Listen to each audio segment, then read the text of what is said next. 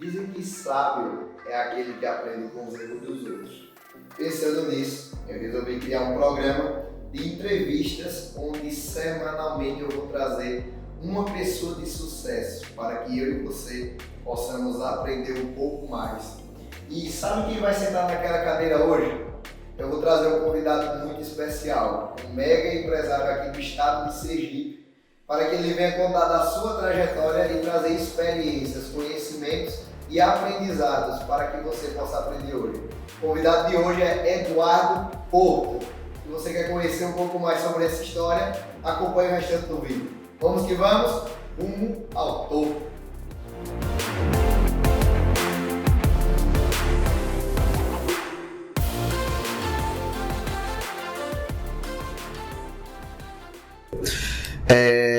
Eduardo, a gente está começando esse vídeo agora, ninguém sabe da sua história e a ideia é você que vai se apresentar. Conta pra gente quem é Eduardo Porto, conta um pouco da sua história aí pra gente.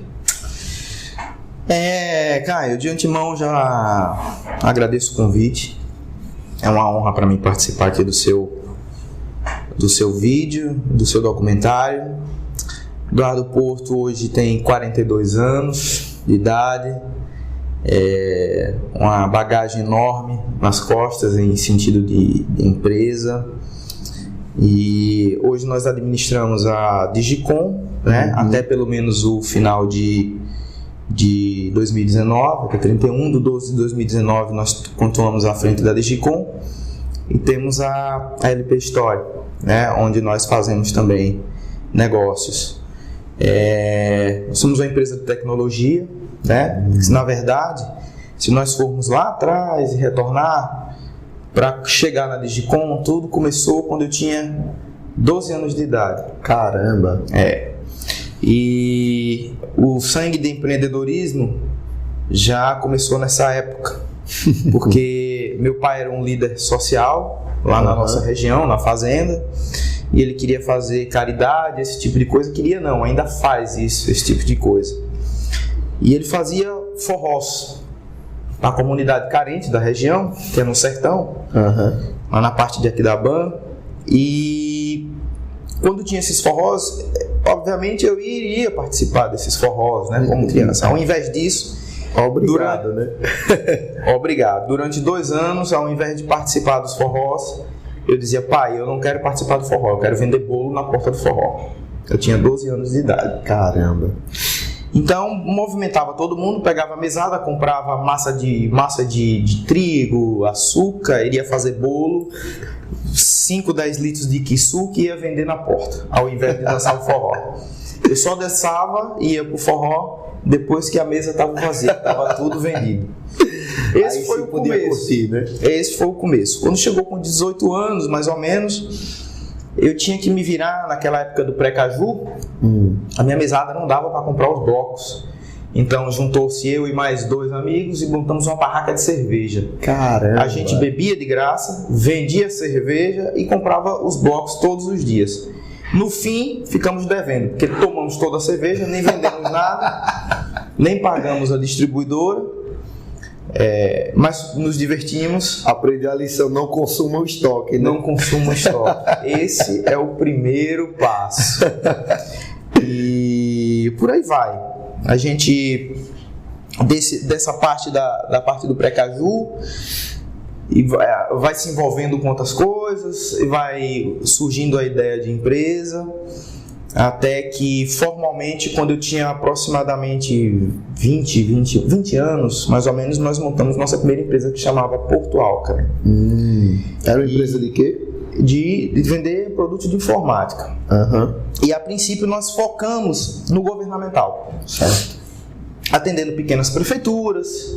Era uma época que tinha um certo nível de liquidez, e eu não posso cuspir no prato que tive ali desfrutando, mas ajudou bastante a nós chegarmos na loja de informática, que era na Hermes Fontes, a loja maior.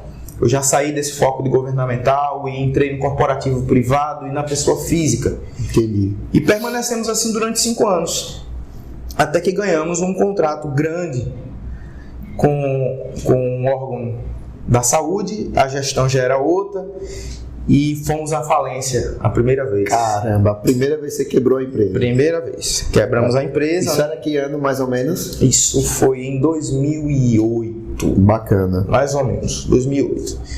Tentamos resistir até 2000, resistimos em 2009, resistimos em 2010, eu decretei falência e fechei. E nós tínhamos um passivo, não lembro bem, mas um passivo na época de 50 mil, era bastante dinheiro na época, e tínhamos ativos na ordem de 200 mil reais, que até hoje não recebemos, por sinal. Caramba. A empresa foi à falência. Nesse momento, o que foi que você aprendeu de lição? E qual foi a maior dificuldade que você se viu depois que acordou no outro dia e disse: caramba, minha primeira empresa quebrada? Veja, já dizia o saudoso Bill Gates que o sucesso é um péssimo professor. Ele lhe dá bastante segurança para que você se sinta à vontade para entrar em coisas maiores, e eu dei um passo um pouco maior do que a perna. Entendi. Um pouco de ambição, um pouco de querer sucesso, de ganhar dinheiro e evoluir, e isso realmente abalou minhas estruturas, não emocionais, as estruturas da empresa, porque eu dei um passo maior do que a perna, não fui cauteloso, fui mais pela ambição e acabei quebrando a empresa por não receber. Não é que foi má administração, foi uma escolha errada. Eu escolhi onde vender no lugar errado e paguei por isso. Entendi. Então, foi muita pressão na época, muitos processos de fornecedores, mas a gente foi aguentando, e um ano depois eu abri outra empresa. Caramba. Foi aí onde veio foi em 2011, entrou a Digicom. A Digicom tinha o mesmo propósito,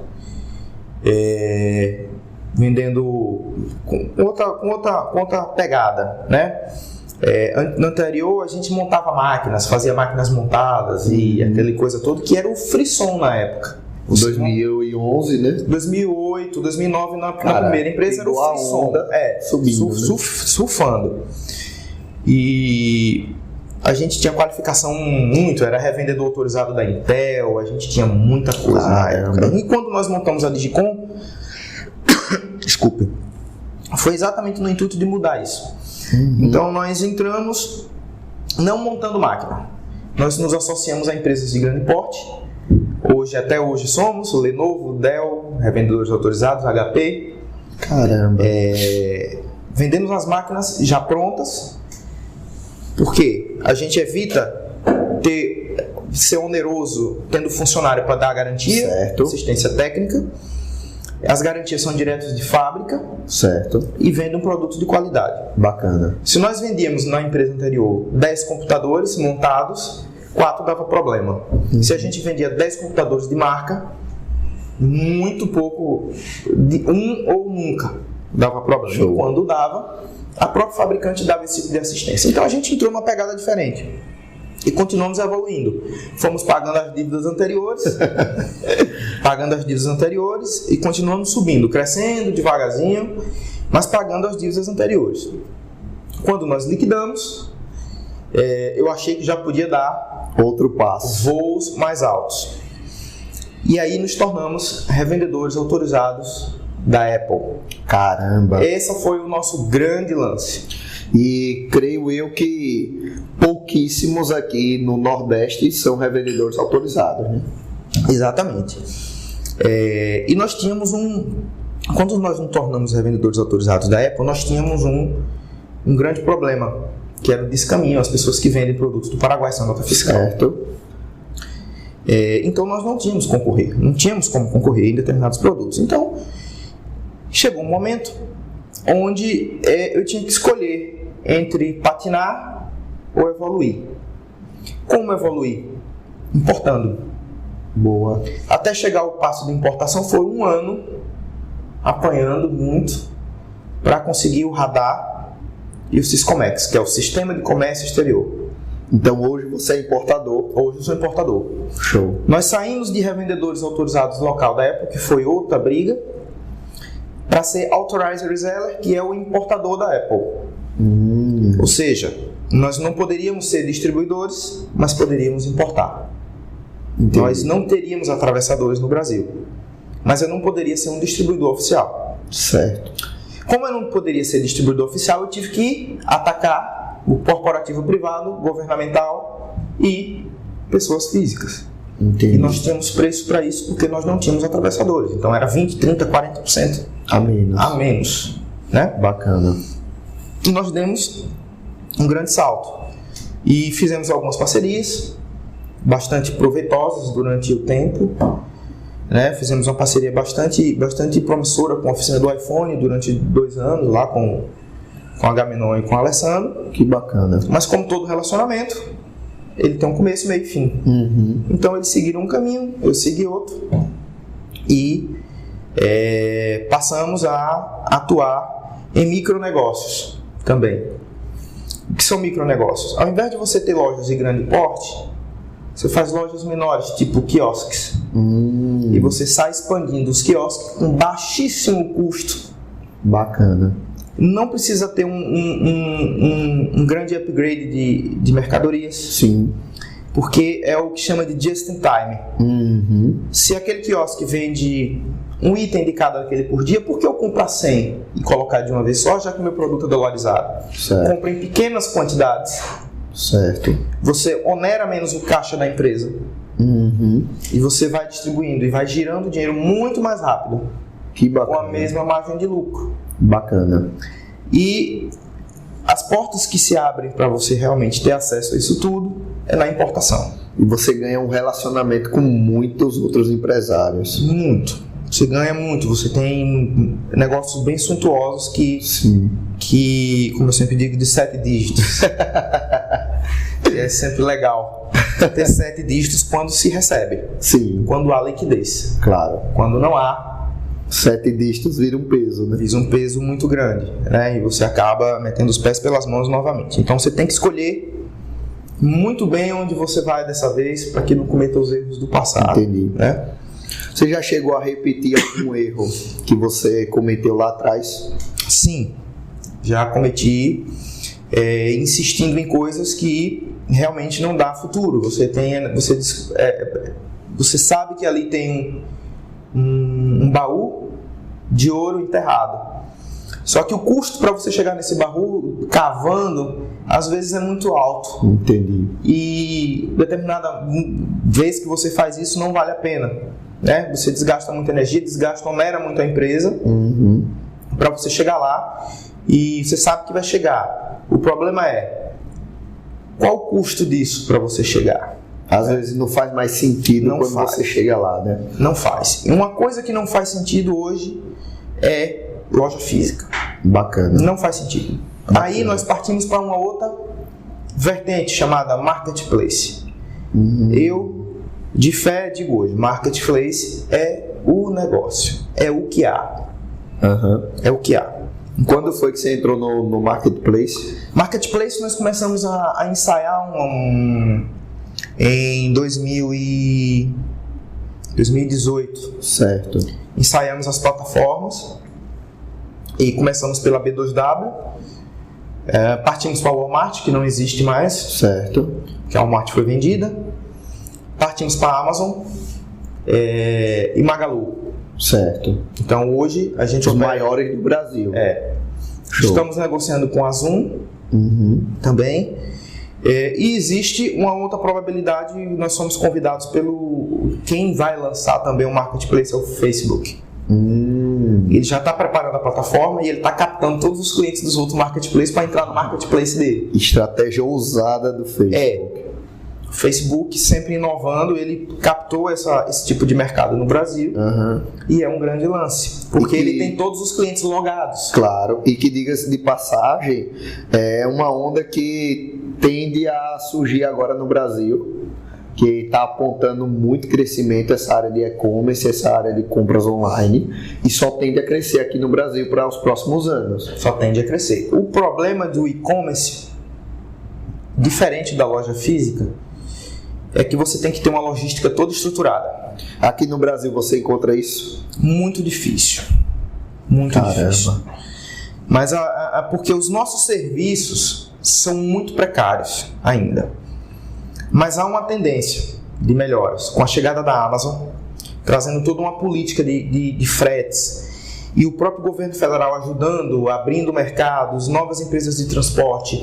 Hoje, a FedEx e a UPS atendiam apenas cargas internacionais. A FedEx, com a compra da Rapidão Cometa, começou a alavancar esse tipo de mercado, entregas expressas. E tantas outras menores startups hoje estão entrando, tudo online. Claro. Tudo online. Então é um círculo que está melhorando, mas ainda complicado, mas está melhorando. Hoje você comprou uma mercadoria online, você vê lá, em Sergipe principalmente, sofre muito com isso. Sim. 15 dias para entrega. Isso era para acontecer em 3 dias. Claro. E que inclusive acontece quando você está na região sul ou sudeste. Exatamente. Então o Nordeste sofre muito com isso. A cabeça também dos nossos governantes são muito fechadas. São muito fechadas. Eles são muito enterrados com relação a isso. E eles não captam as ideias profissionais de logística vindo do sul. Não sei porquê, mas deveria aprender com isso e melhorar. Entendi. E é o que não acontece. Mas acredito que em 2020 nós teremos coisas melhores. Entendi. Porque toda essa logística está melhorando. Hoje, nós somos pela Amazon atendidos pela UPS, pela FedEx, pela Jadlog, e vai entrar mais 2.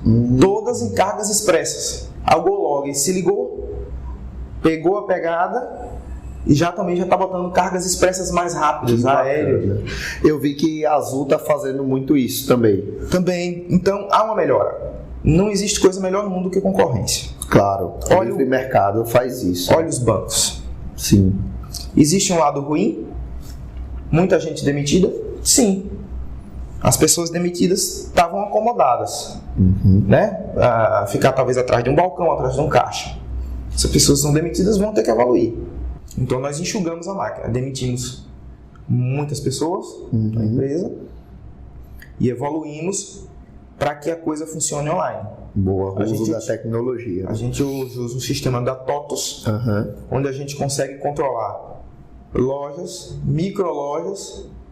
Hoje a gente está em Salvador, Aracaju, São Paulo, e provavelmente Maceió, talvez, Ilhéus. Então a gente vai conseguir controlar isso tudo online.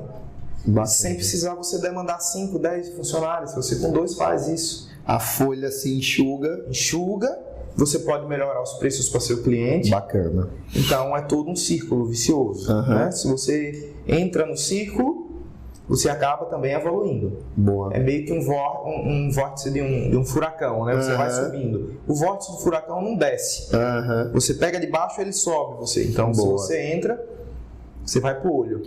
E hoje, você analisando, contando essa sua trajetória, qual é a habilidade que você considera hoje mais importante para o empresário? Imagine você hoje voltando lá atrás para o Eduardo que começou a jornada empreendedora. Qual a habilidade mais importante que você ensinaria para ele? Veja, empresário hoje tem que ser flexível. Como bambu. Você enverga para o lado e enverga para o outro. Você não pode ter um pensamento e uma ideia bacana fixa somente naquilo. Ou você muda de opinião o tempo inteiro para evoluir, ou você realmente fica estagnado no tempo. As coisas evoluem, o mercado evolui. De um ano para cá, nem de um ano, do começo de 2019 para cá, existe uma evolução trabalhista, comercial, entre fornecedor e cliente, entre relações empresário-funcionário, colaborador, que estão evoluindo o tempo todo. E você tem que acompanhar essa evolução. Ou seja, o empresário não pode ter o raciocínio engessado. Boa. Você tem que ter realmente mudanças o tempo inteiro. Fazer o que for necessário. Não há apego a ideias do passado. Que senão lhe tira o foco. Você tem que estar constantemente evoluindo, senão não vai. Entendi. Você me lembrou o Jeff Bezos, dono da Amazon, criador, fundador, CEO. Ele falou o seguinte, ele disse certa vez que todos nós necessitamos se reinventar sempre. E aquele que se considera maduro, o próximo estágio é apodrecer. Então nós devemos nos considerar sempre verdes, porque o estágio é sempre evolução. Isso é um ensinamento muito, mas muito importante. Eduardo, você hoje se considera realizado? Não. Para você, o que é que ainda falta? Veja, para um empresário, para um empreendedor, eu não digo nem empresário, Certo. o empreendedor nunca vai estar realizado. Boa. Se assim fosse, Warren Buffett, Bill Gates, Paulo Lema, todos eles estariam vivendo uma vida de rei, que poderiam, mas nunca tá. Você nunca está satisfeito. Você sempre quer um pouco mais. Só tem que ter um pouco de cuidado com esse um pouco mais, porque é uma linha tênue entre você querer um pouco mais e fechar a sua empresa, sim, ou você acertar. sim, E é muito perigoso. Eu errei 2 vezes. E essas 2 vezes é muito custoso. Muito custoso. Para a empresa você tem que começar do zero. Começar do zero é ruim? De certa forma, sim. De certa forma, não. certo, Depende do seu ponto de vista. entendi. Começar de novo, você tem que começar toda a trajetória, mas de uma forma evoluída. Começar do zero. A parte ruim disso tudo é que todo aquele know-how que você conseguiu, talvez créditos e acessos, aquela coisa toda pode vir por água abaixo. Realmente num momento que você comete um erro administrativo. E esses erros administrativos são cruéis para uma empresa. Então tem que tomar realmente muito cuidado. Muitos empresários, nesses últimos 2 anos, sofreram muito com a crise, certo? Aconteceu uma crise aí avassaladora, muitos empresários sofreram com isso e muitos empresários ainda hoje reclamam. Como é que você enxerga esse cenário? Caio, na verdade, muitos empresários reclamaram não, muitos empresários reclamam. Nós não saímos da crise e a minha previsão é que nós saiamos dela de fato é em 5 anos no Brasil. Que nós saiamos de fato. Isso não quer dizer que não vai haver crescimento, as coisas estão mudando, certo, mas as pessoas estão muito reticentes ainda. Precisamos de uma série de coisas que aconteçam. Aprovações de algumas coisas no Congresso. Entendi. Precisamos dessas aprovações para que a dolarização caia um pouco, o dinheiro comece a entrar de volta. As pessoas pensam que não, o Brasil consegue sobreviver. Se engana quem pensa assim. Que o Brasil consegue sobreviver com o dinheiro que circula no Brasil. Se não fosse os investidores internacionais, o Brasil já estava fechado as portas há muito tempo. Faltaria dinheiro aqui dentro. É esse dinheiro de investidor em bolsa, que investe na bolsa, da bolsa vai para as empresas contratam, investem em mercadoria, consequentemente a indústria vai ter mais pedidos, aquece o mercado, né? Vai ter mais contratações, as contratações vão gerar mais empregos que vão gastar e é um círculo. Sim. Mas para sair efetivamente, na minha opinião, são 5 anos. A gente vai ver crescimento? Vai. Esperávamos que fosse em 2019, mas ainda tem muita coisa. Infelizmente, o buraco que o Brasil cavou foi muito grande. Foi muito fundo. Nós não esperávamos isso. Então, as coisas vão aparecendo e a lama é muito espessa. Com certeza. Então, estamos muito complicados com relação a isso. Mas em 2020, a gente vai ter um crescimento. Só que, de um todo, a crise, se você olhar, depende do seu ponto de vista. Olhe sempre o lado positivo. Não é de todo ruim. Forçou o mercado todo a evoluir. Sim. Tecnologicamente, as pessoas saíram da zona de conforto para evoluir, fazer cursos, arrumar outros empregos. Sim. Eu conheço pessoas que trabalham em um turno ou um dia inteiro e no outro dia estão trabalhando no Uber para complementar a renda. Verdade. Isso não é vergonha para ninguém. Sim. Vergonha realmente é você ficar inerte, né? Talvez, e sem querer fazer nada. O importante é estar se mexendo. né? E eu assemelho esse cenário com o cenário que acontece muitas vezes para empresas que sempre estiveram naquele lugar e de repente aparece um concorrente. E aí acaba tirando todo mundo da zona de conforto, porque aí ou você se reinventa ou ele vai ganhar a parcela de mercado que era sua. Então nesse cenário tá todo mundo ali buscando evoluir. Sim. Porque quem ficar parado vai ficar para trás. Esse é um grande erro do empresário. Esperar que a concorrência chegue. Exato, perfeito. Esperar que a concorrência chegue é um problema. A Digicom, sempre além disso, saiu na frente em várias coisas. Sempre teve um passo à frente. Né? Quando nós operamos pelo Syscomex, quando nós buscamos a Xiaomi em 2018, ninguém acreditava na Xiaomi, nós começamos a importar Xiaomi. Isso é que é antecipação. Exatamente. E nós fazemos a mesma antecipação com a Huawei. Buscamos a revenda autorizada da Huawei, nós somos revendedores autorizados. Nós vamos ser assistência técnica autorizada da Xiaomi e da Huawei também. Então, assim, o empresário esperar que seja atiçado para mudar, porque você vai ter que fazer tudo às pressas.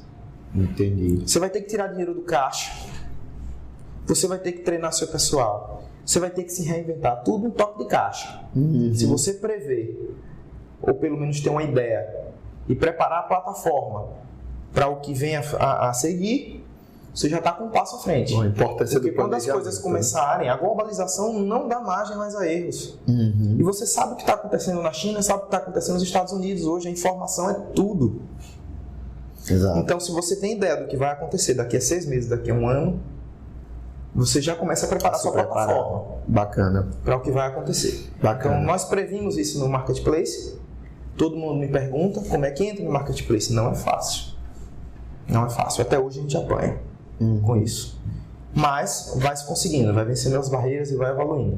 Aprendendo com os erros, né? Aprendendo com os erros. Vou fazer uma pergunta que fizeram a Bill Gates, fizeram a Warren Buffett, fizeram a Paulo Lema, os maiores do mundo responderam essa pergunta. Certo. Eles foram perguntados o seguinte: se hoje você perdesse tudo e tivesse que começar do zero, como você começaria? Do começo. Do zero total. Do começo. Não tem outra forma. É aquela coisa que eu te falei um pouco anteriormente. Se você tiver que começar do zero, recomece. Tapando as arestas dos erros anteriores. Boa. Eu já fiz isso 2 vezes. Então, tem que recomeçar. O que seria uma terceira ou uma quarta, né? Tem que recomeçar. O problema é que as pessoas não têm paciência para esperar as coisas boas acontecerem. E tem que se movimentar. É a filosofia de ir aproveitando a trajetória, né? Por mais que seja dolorosa. Por mais que seja dolorosa. E o recomeço, o que é que você vai fazer? Se você tiver que recomeçar, tudo bem. E se eu não tiver que recomeçar, o que é que vai acontecer? Você vai ficar doente? Vai adoecer emocionalmente? Você não vai ter renda? Toda uma equipe que acreditava em você não vai, perde o interesse. Se instala o caos, né? Se instala o caos. Realmente tem que recomeçar. É duro, é doloroso, mas tem que ir, seguir em frente. Já dizia, esqueci o nome dele, do McDonald's, O persistência. Ray Kroc. Exatamente, persistência. Não há outra forma. Show. Persistência. Eduardo, muito bacana. Obrigado a você, Caio. Excelente bate-papo, a entrevista foi show. E para você que acompanhou o vídeo do Eduardo, muitas e muitas outras pessoas de sucesso passaram por aqui, compartilhando experiências, aprendizados, para que você possa aprender um pouco mais com quem já passou pela trajetória. Um abraço, se esse conteúdo foi bacana para você, compartilha, comenta, seu feedback é muito importante para a gente. Valeu! Tchau, tchau, pessoal.